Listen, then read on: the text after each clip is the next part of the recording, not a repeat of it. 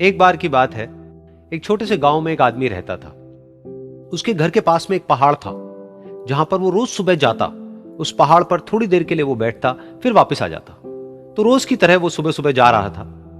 पीछे से उसका छोटा सा बेटा आया। उसने आकर के उसका हाथ पकड़ लिया और कहा कि आज मैं भी आपके साथ चलूंगा। उसने पहले तो उसको थोड़ा सा समझाया और मना किया। कहा कि जो रास्ता है वो बहुत ही छोटा है और चढ़ाई बहुत ज्यादा है, तो तुम मेरे साथ नहीं चल पाओगे। लेकिन फिर जब उस बेटे ने जिद करी तो पिता मान गया। तो दोनों पहाड़ पर चढ़ने लगे। पिता ने बेटे का हाथ कस के पकड़ा हुआ था। लेफ्ट साइड में पहाड़ थे, राइट साइड में खाई थी और रास्ता बहुत ही छोटा था। और वो पहाड़ की चोटी तक पहुंचने ही वाले थे, तभी रास्ते में एक बड़ा सा पत्थर आया। क्योंकि पिता उस रास्ते पर रोज आता था, तो उसको पता था कि वहां पे पत्थर है, तो वो साइड से निकल गया। लेकिन जो बेटा था उसका ध्यान कहीं और था, तो उसका घुटना जा करके उस बड़े से पत्थर पर टकरा गया। तो फिर उस बच्चे के मुंह से एक चीख निकली। और जैसे ही वो चीखा, उसकी आवाज उन पहाड़ों में गूंजने लगी।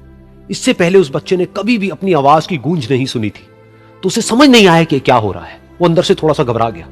उसे लगा कि शायद कहीं कोई है जो छुप करके उसको देख रहा है और उसका मजाक उड़ा रहा है। फिर उस बच्चे ने बोला, कौन हो तुम? कौन हो तुम? तो जब उस बच्चे ने इस गूंज को सुना, उसे गुस्सा आ गया। उसे लगा कि कौन है ये जो मेरा मजाक उड़ाए चले जा रहा है। फिर उसने गुस्से से कहा, मैं तुम्हें छोड़ूंगा नहीं। और फिर जैसे ही उसने इस गूंज को सुना, वो घबरा गया। उसके पिता समझ गए थे कि क्या हो रहा है।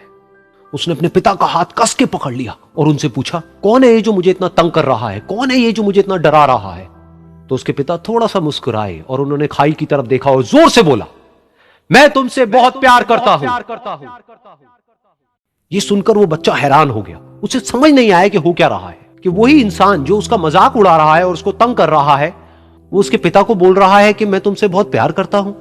तो उसके पिता ने अपने बेटे को देखा और वो समझ गए कि उसके मन में क्या चल रहा है। और फिर दोबारा उन्होंने बोला, तुम बहुत अच्छे हो।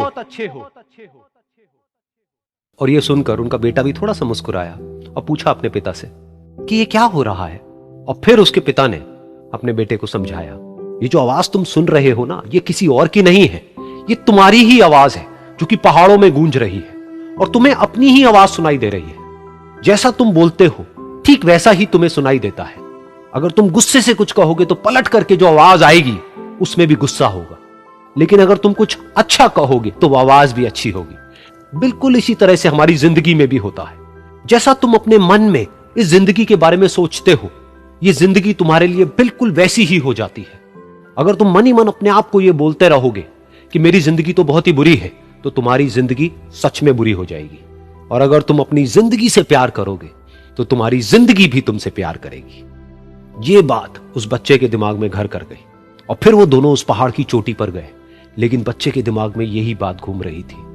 और फिर वो बच्चा खिलखिला के हंसा और उसने अपने दोनों हाथ खोले और अपनी पूरी ताकत से बोला, मैं तुमसे बहुत प्यार करता हूं।